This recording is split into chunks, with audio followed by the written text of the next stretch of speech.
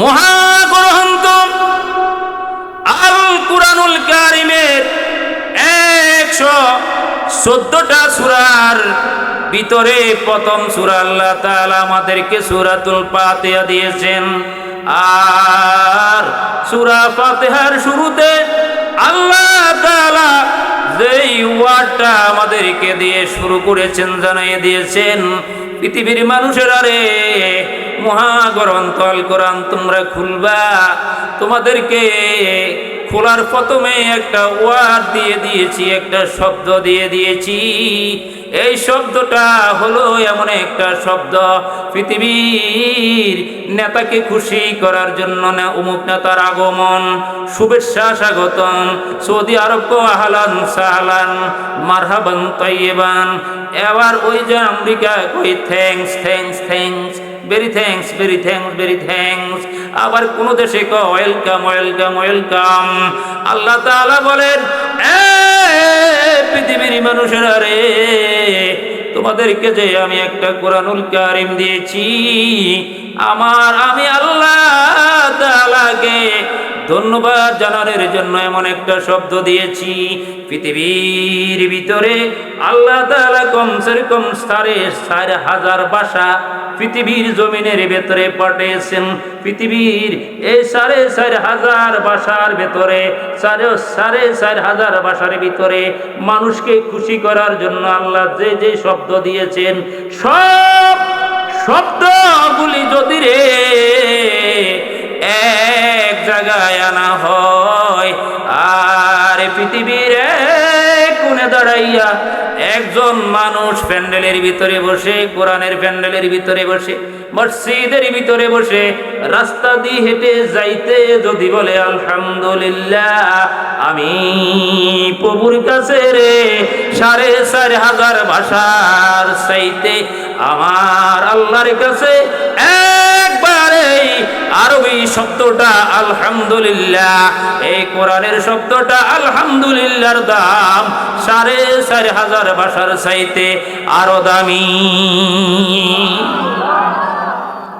আরো জোরে কোন সুবহানাল্লাহ। লোকে কারো দুশ্মনী আছে না? দুশ্মনী তো নাই, আছে। সুবহানাল্লাহর দাম কত জানেননি? এই প্যান্ডেলের ভিতরে আজকের জন্য এই অফারটা শুধু আজকের জন্য। কিরে ভাই, কিছু কিছু কোম্পানির অফার থাকে না? হ্যাঁ, এই বাজারে দেখবেন ঈদের দিন বলবে 20% ছাড় দিয়ে এই অমুক ফেলা যাতে 20% ছাড়, পবিত্র ঈদুল আজহার উপলক্ষে, এরকম আছে না? আজকে সুবহানাল্লাহ, আল্লাহ তাআলা আপনাদেরকে আজকে সুবহানাল্লাহর দাম কত শুনেন। এই অফার কিন্তু কালকে পাবেন না, যেহেতু কালকে আর এই প্যান্ডেল। আমার ভাইরাম, এই প্যান্ডেলের ভিতরে একবার সুবহানাল্লাহ যে আপনি বসে বললেন, এই প্যান্ডেলের ভিতরে একবার সুবহানাল্লাহর দাম কত শুনেন। দাউদের বেটা হযরত সুলাইমান আলাইহিস সালামের কথা তো আপনারা জানেন। হযরত সুলাইমান আলাইহিস সালামের কবর আজও আছে। সুবহানাল্লাহ কোন হুজুর, সুলাইমান আলাইহিস সালামের কবর কোথায় আছে আমাদেরকে একটু জানান। হযরত সুলাইমান আলাইহিস সালামের কবর হলো, সুলাইমান আলাইহিস সালামের কবর হলো ফিলিস্তিনের দেওয়ালের পূর্ব পাশের দেওয়ালে জিদারুস সুলাইমান। ওই সুলাইমান আলাইহিস সালামের কবরটা ফিলিস্তিনের মসজিদের দেওয়ালের পূর্ব পাশে। এই দেওয়ালের পাশে আল্লাহ তাআলা যদি কোনোদিন ফিলিস্তিনে যদি যেতে পারেন, দেওয়ালের পূর্ব পাশে যে কবরটা আছে লম্বা, ওই কবরটা হযরত সুলাইমান আলাইহিস সালামের কবর। 21 হাত লম্বা। আর জোরে 21 হাত লম্বা। পশ্চিম পাশের একটা দেওয়াল আছে, দেওয়ালের নাম হলো জিদারুল ফিলিস্তিন। ওই জিদারুল ফিলিস্তিনের পাশে, দেওয়ালের পাশে একটা কবর আছে।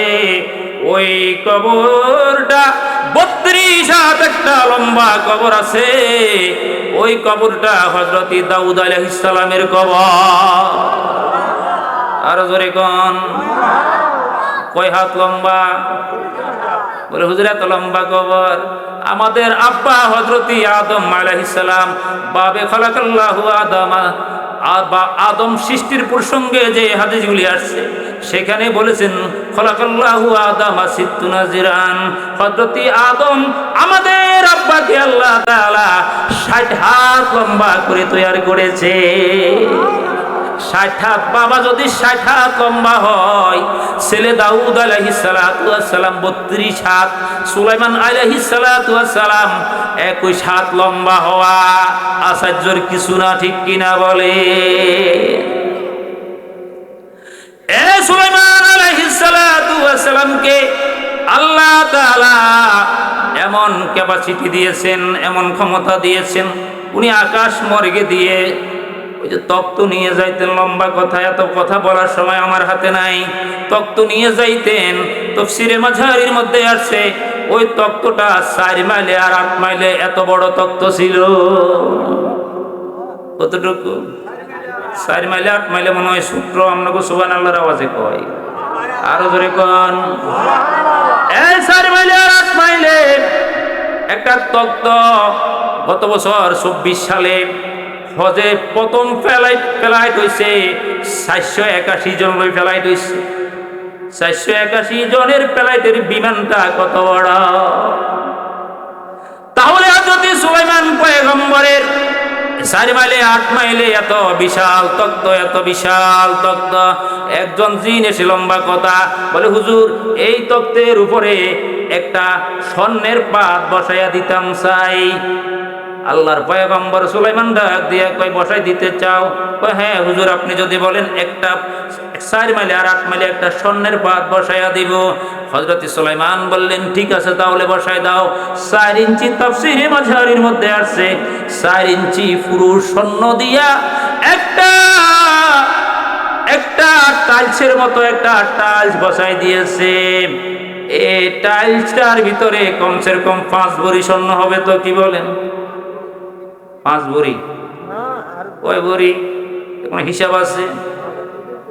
আল্লাহ তাআলার পয়গম্বর সুলাইমানের তক্তটা আকাশে দিয়া যায়, ওই পারস্যের রুমের ময়দানের উপরে দিয়া তক্তটা যাইতে, ওই ময়দানের ভিতরে একজন যুবক আকাশের দিকে তাকাইয়া দেখে সুলাইমানের তক্তটা আকাশে দিয়ে যায়। বিশাল তক্ত, বিশাল তক্ত, ইঞ্জিল নাই, কিচ্ছু নাই। হযরত সুলাইমানের তক্ত যায়, কলের নাঙ্গল কলের জাহাজ, কলের নাঙ্গল কলের জাহাজ, কলেরই বিমান, বিনা কলে চালাই তক্ত বাদশাহ সুলাইমান, বিনা কলে চালাই তক্ত বাদশাহ সুলাইমান। সুবহানাল্লাহ। হযরত সুলাইমান আলাইহিস সালাতু ওয়াস সালামের তক্ত যায়, যুবকটা মরুভূমির ভিতরে দাঁড়ায়া কয়, ই প্রভুর কুদরত বুঝা বড় দায় রে। দেখো রে, ইঞ্জিল ছাড়া এত বিশাল তক্ত, সামনে 350 জন মানুষ মন্ত্রী, ফিসে 350 জন মানুষ মন্ত্রী, 700। হযরত সুলাইমান মাঝখানে বসতেন, সুলাইমান সহ, সুলাইমান আলাইহিস সালাম সহ 701 জন মানুষ নিয়ে তক্ত আকাশে উড়ে। হযরত সুলাইমান আলাইহিস সালামের তক্ত আকাশে দিয়া যায়, যুবকটা জমিনের ভিতরে দাঁড়াইয়া, মরুভূমির ভিতরে দাঁড়াইয়া আকাশের দিকে তাকাইয়া কই, সুবহানাল্লাহ,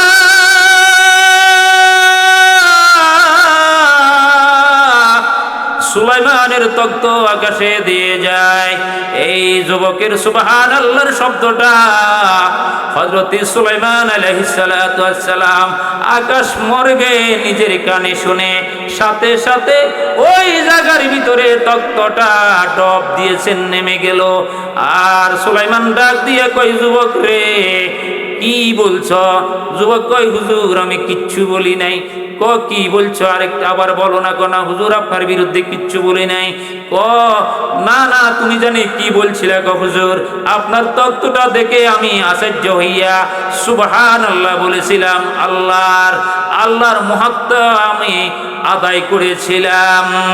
এ যুবক সুবহানাল্লাহ যে তুমি বলছো, আকাশ পড়ে গে জিব্রাইল এসে আমার কানের গোড়ায় মুখ লাগাইয়া বলতেছে, হে সুলাইমান পয়গম্বর, এমন এক জামানা আসবে, এমন এক সময় আসবে, এমন এক মুহূর্ত আসবে, ওই উম্মতেরা তাদের নবীকে দেখবে না, তাদের নবীকে দেখবে না, নবীর কথা শুনবে। কুরআন নাজিল হয়েছে নবীর উপরে, এই কথা শুনবে, কিন্তু নবীরে তারা দেখবে না। উলামায়ে কেরাম থেকে তারা আলোচনা শুনবে। দুঃখে বরাক্রান্ত মন নিয়ে বড় বড় নিঃশ্বাস ফেলাইবে আর বলবে, প্রভুরে দুই নয়নে নবীকে দেখলাম না। তারা এই আফসোস করবে, গুনার কথা তারা মনে নিয়ে আসবে, গুনার কথা মনে নিয়ে আসবে, তারা তখন আফসোস করবে। ওই প্যান্ডেলের ভিতরে ওই জামানার উম্মতেরা প্যান্ডেলের ভিতরে রে একবার সুবহানাল্লাহ বলে তারা চিৎকার করবে, আলহামদুলিল্লাহ বলে চিৎকার করবে, আল্লাহু আকবার বলে চিৎকার করবে। রে যুবক, আমার আল্লাহ ফেরেশতা জিবরাইলের মারফতে আমাকে জানিয়ে দিয়েছে, ওই এতিম উম্মতদের মুখের ভিতরে একবার সুবহানাল্লাহর শব্দ, একবার সুবহানাল্লাহ বলা দাউদ আলাইহিস সালামের ছেলে সুলাইমান পয়গম্বরের তক্তকে কোটি কোটি কোটি কোটি গুণ বিক্রি করলে এই তক্তের দাম যা হবে, এই তক্তের ভিতরে যত স্বর্ণ আছে এগুলি বিক্রি করলে তার মূল্য যা হবে।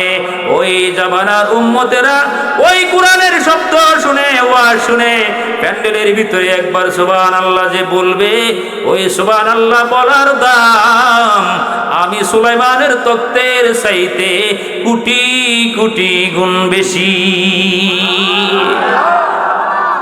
নারায়ে তাকবীর। ভাইরা আমার, এই জন্য রে বাবা, হায়াত থাকতে সুবহানাল্লাহর দাম আছে। হায়াত থাকতে চোখের পলক যতক্ষণ লড়বে ততক্ষণ সুবহানাল্লাহর দাম আছে। চোখের পলক যতক্ষণ লড়বে ততক্ষণ তোমার আলহামদুলিল্লাহর দাম আছে। চোখের পলক যতক্ষণ লড়বে ততক্ষণ আল্লাহু আকবারের দাম আছে। চোখের পলকটা বন্ধ হইয়া গেলে সুবহানাল্লাহ আলহামদুলিল্লাহ শত আমলের দরজা বন্ধ হয়ে যাবে। ঠিক কিনা বলে? পৃথিবীতে বাবাও চলে গেছে, মাও চলে গেছে, দাদাও চলে গেছে। এই মাঝিপাড়া নুরানি, এই মাঝিপাড়া জামে মসজিদের পাশে কত মানুষ শুয়ে আছে, ঠিক কিনা বলে? আদম আলাইহিস সালামকে যদি জিজ্ঞাসা করেন, বাবা আদম আপনি কত বছর কবরের ভিতরে শুয়ে আছেন, বাবা আদম জবাব দিবে, আজকের এই 2025 সাল পর্যন্ত আমি কবরের ভিতরে 8,500 বছর শুয়ে আছি। মুহাম্মদ রাসূলুল্লাহ সাল্লাল্লাহু আলাইহি ওয়াসাল্লামের কবরের পাশে, রওজার পাশে যাইয়া যদি আল্লাহর হাবিবকে সালাম দিয়ে যদি আদবের সাথে জিজ্ঞাসা করেন, নবীজি গো আপনি কত বছর কবরের ভিতরে শুয়ে আছেন, আল্লাহর হাবিব জবাব দিবে, এই কবরের ভিতরে আমি 1450 বছর শুয়ে আছি। আবার বৈরাম এই মাঝিপাড়া জামে মসজিদের পাশে কবর, কত কবর আছে 50 বছর হয়ে গেছে, কত কবর আছে 10 বছর হয়ে গেছে, 30 বছর 20 বছর, কত কবর আছে 5 বছর হয়ে গেছে। এই কবরের কাছে যাইয়া জিজ্ঞাসা করেন, এ কবরওয়ালা রে, কত বছর ঘুমিয়ে আছো? কবরওয়ালা বলবে কমসের কম 30 বছর এখানে ঘুমিয়ে আছি। ঠিক কিনা বলেন? এই জন্য বাবা, চোখের পলক যতদিন লড়বে ততদিন আমলের দরজা খোলা থাকবে। চোখের পলক বন্ধ হয়ে যাবে, আমলের দরজা বন্ধ হয়ে যাবে। যুবকেরা মনে মনে ভাবতেছে আমরা তো এখনো যুবক, এই কবরের পাশে যাইয়া দেখো অনেক যুবকেরাও তো এই কবরে মসজিদের পাশে শুয়ে আছে। ঠিক কিনা বলেন? জমিদার হাট জামে মসজিদের পাশে অনেক যুবক ঘুমিয়ে আছে। এর যুবক, এজন্য যৌবনের অহংকারী করিস না রে বাবা, যৌবনের অহংকারী করিস না। যৌবনের অহংকারী যদি তোমার আসে মনে, তোমার মতন যৌবনদাতা যায়া দেখো কবরস্থানে। তোমার এই যৌবন একদিন হবে সরকার, মাটির সাথে মিশে যাবে যৌবন তোমার, মাটির সাথে মিশে যাবে যৌবন তোমার। না জানি রে কার কাপড়, জমিদার হাট কোন কাপড়ের দোকানে কার কাপড় চলে আসে।